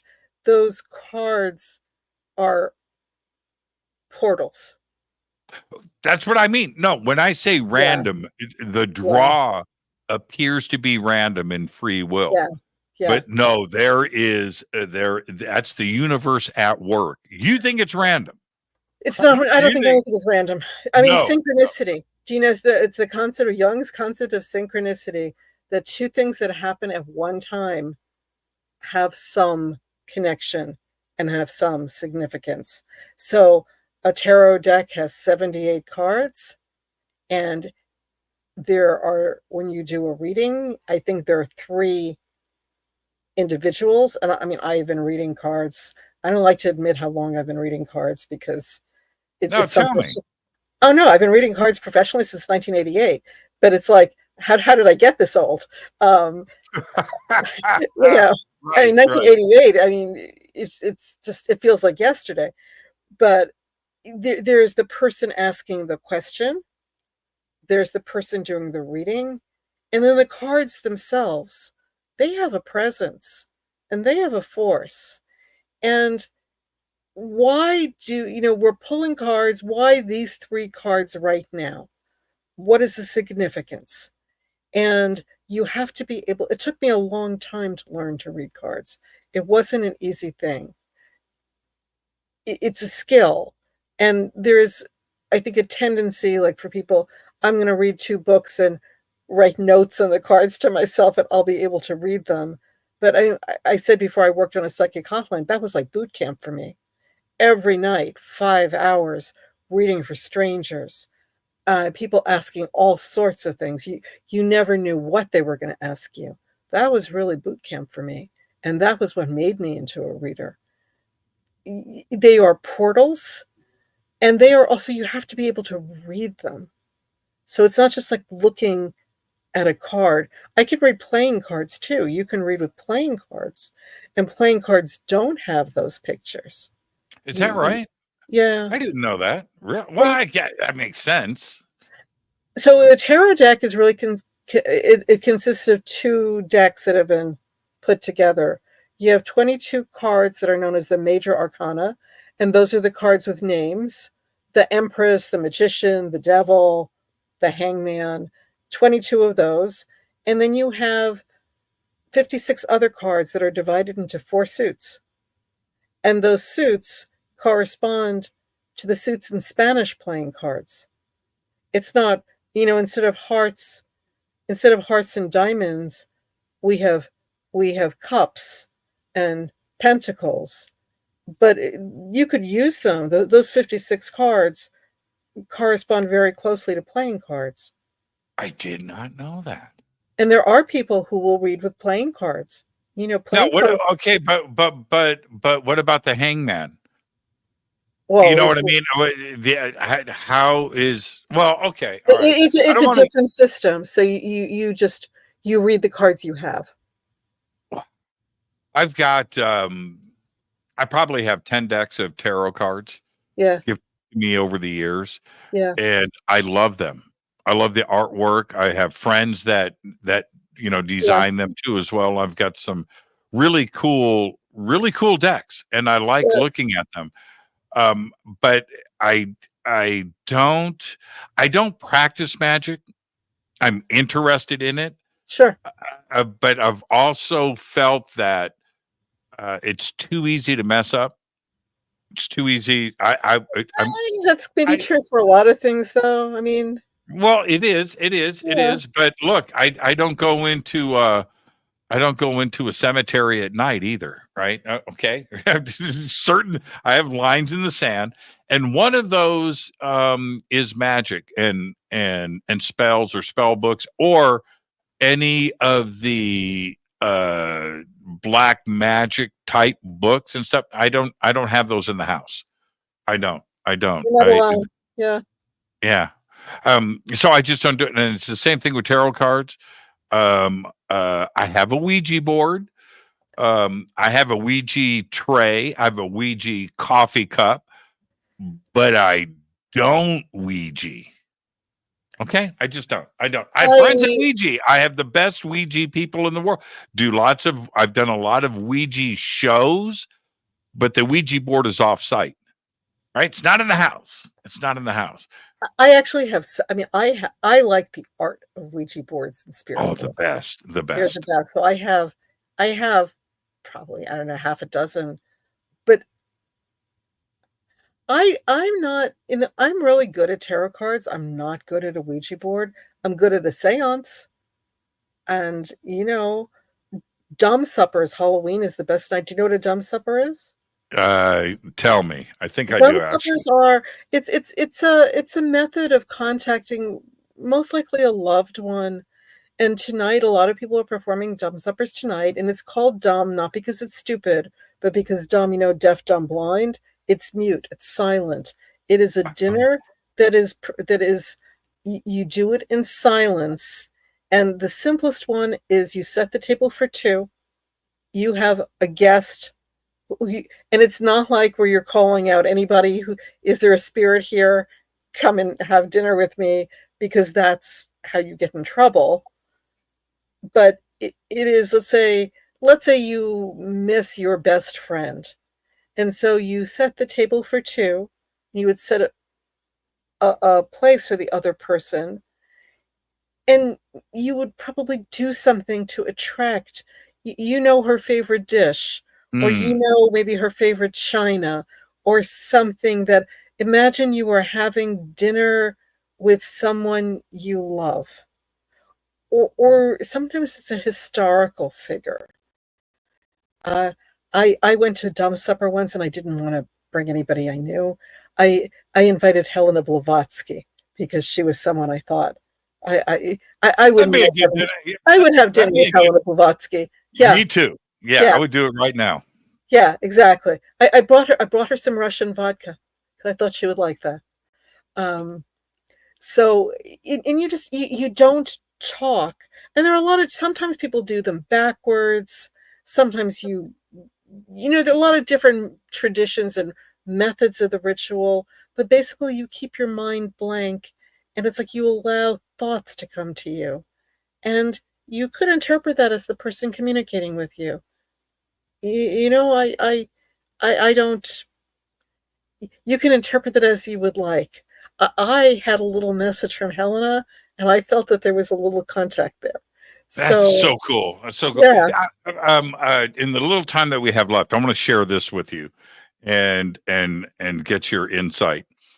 I have done numerous seances. Okay, numerous, and once somebody slips up, I check out. I'm not interested. It's amazing how quick I go. Well, I'm out. Right. And I would say that most seances go that way. I have a couple of friends that are really, really good at it. Right. Okay. And freaks. They're so good. All right. So, and this person is probably listening right now. A couple of weeks ago, I have a friend over, and we sit, and this person, I'm not going to say anything else. I don't want to do a reveal here. Touches my head and my spine and starts talking. Yeah. Okay. And for the first time in my life, and I'm not in any way exaggerating, said 4 or 5 things in a row that I have never spoken out loud. Yeah. Only I know. Very direct, very personal information. Yeah. And I was stunned, like an ice pick in the forehead.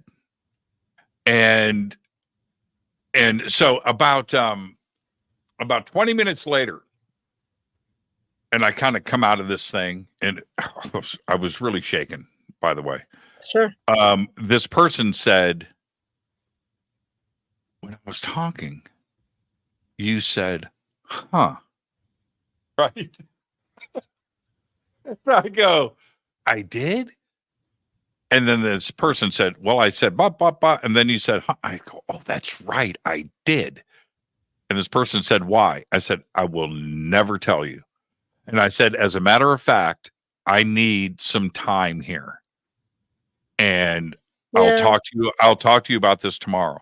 And so later on that night, I'm in my room, I'm going to bed, and I can't get this out of my head.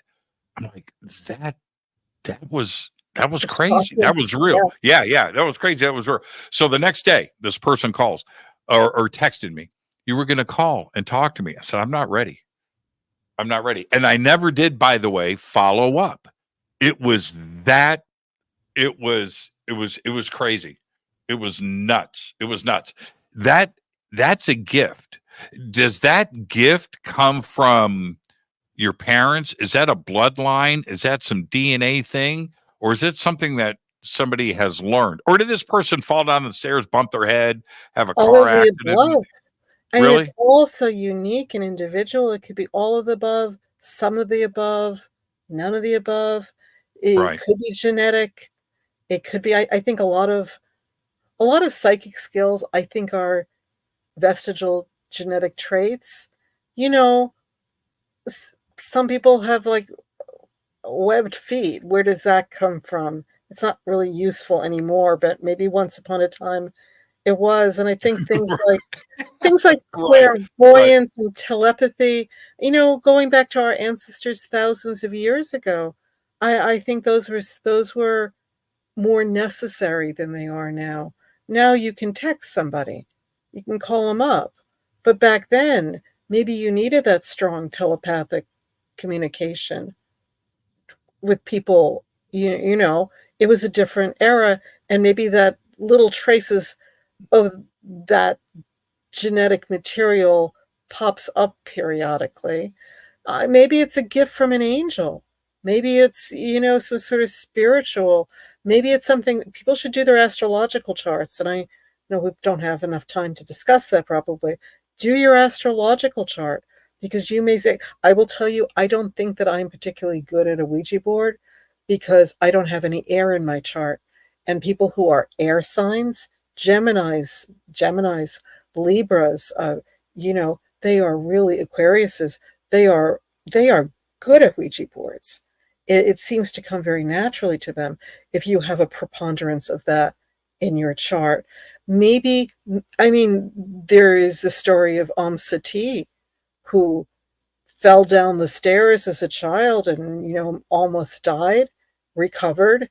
And when she recovered, she had memories of her reincarnated, her previous lifetime in Egypt that has been validated by a lot of sources. So it could be any of those things. But I know what you're talking about, because even if psychologically, I write spell books and I know these things happen and I have had experiences, but when you have them, it's like being struck by lightning. It is a very shocking experience. I don't know if and I've thought about this. This was about 2 weeks ago.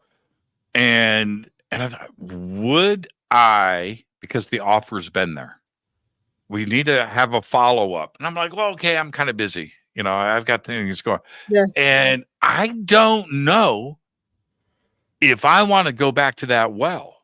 Yeah. What was revealed to me was stuff that, and it's not like some philosophical or some childhood daddy trauma no, it's not what I'm referring to. Yeah. But it was deeply personal, and it forced me to think about this. And the other part about it was there was that part, the self, but it was the ability for somebody to peer inside of me like that and extract. And now they know. Right. That was the other. I was like, man, I think I'm cool for now, at least. And it took a lot of emotional investment on my part to deal with this over the next few days. It was pretty amazing. It was a lot of fun too. This is a world of wonders, and there's a lot of stuff out there. I worked with a man who could essentially read your mind. He knew your thoughts. And he was not subtle about it. I mean, everybody's got thoughts and fantasies, and he could read them. It was very invasive. It was, it was shocking to have someone be able to tell you things that you had never expressed out loud. But it also, in this case, I mean, it was not in the context of a seance. It was not in the context of a reading. It's invasive. People who are telepathic, maybe you don't need to tell everybody you're telepathic, because it's very hard to have a relationship with that person.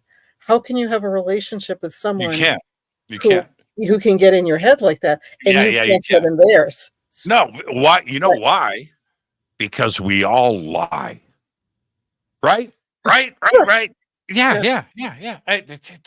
And I'm not talking about lying about the killing of someone, and you're going to lie about. No, not malevolent lying, but just right.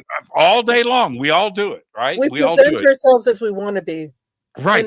Well, if you're with somebody that's telepathic, that takes away one of the greatest joys of life. Yeah. Right? The ability to lie to the cashier at the supermarket. Well, you lose control also. Yeah. It's not a healthy dynamic. Yes, I do want to go to dinner. What? At least let me ask. Yeah. Right? Yeah. Judika, I know we've got your Facebook page up. Are your website is being my website? I mean, I don't know. It's a little damaged. It'll be fixed soon. But you'll make the announcement on Facebook when everything is back up. I'm on Facebook. I'm on Instagram. I'm on Twitter. I call it Twitter too. It's always Twitter to me, no matter what they call it. So for everybody to reach out to you, by the way, perfect show. Perfect show. Just thank you so much. I can't wait to do this again with you. And it seems that we left everything on the table, but it was a perfect conversation tonight. So where is the best place for everybody to reach out to you? Is it just Facebook and then Facebook is good. Okay. Yeah. All right. Yeah. All right. Thank you so much, Judika. And thank you so much. Happy Halloween. Perfect show. Enjoy the rest of your night. Have fun. Thank you. Good night. You too. Judika Illes, perfect show. Happy Halloween, everybody. I am your host, Jimmy Church. Today is my Thursday, or today is my Friday. It is your Thursday, which means I am out of here. I'm going to go and enjoy the rest of my weekend. So for now, go back, Tepe. And yes, Elvis has left the building. Fade to Black is produced by Hilton J. Palm, Renee Newman, and Michelle Freed. Special thanks to Bill, John, Dex, Jessica, Dennis, and Kevin. Webmaster is Drew the Geek. Music by Doug Aldrich. Intro, Space Boy. Fade to Black is produced by KJCR for the Game Changer Network. This broadcast is owned and copyrighted 2024 by Fade to Black and the Game Changer Network, Inc. It cannot be rebroadcast, downloaded, copied, or used anywhere in the known universe without written permission from Fade to Black or the Game Changer Network. I'm your host, Jimmy Church. Go back, Tepe.